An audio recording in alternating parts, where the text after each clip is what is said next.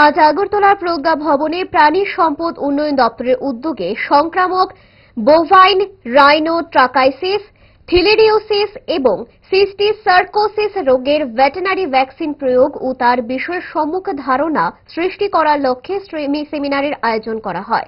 সেমিনারে প্রধান অতিথি হিসেবে উপস্থিত ছিলেন প্রাণী সম্পদ উন্নয়ন দপ্তরের সচিব দীপা ডি নায়ার, ছিলেন দপ্তরের অন্যান্য ঊর্ধ্বতন আধিকারিক ও বিশেষজ্ঞরা।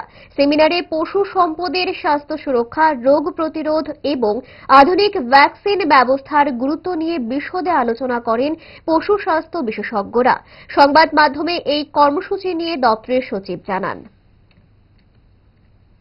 Today, Animal Resource Development Department in Tripura has taken up a scientific deliberation with NDDB's Indian Immunological Laboratory for some of the new vaccines that they have developed in the country.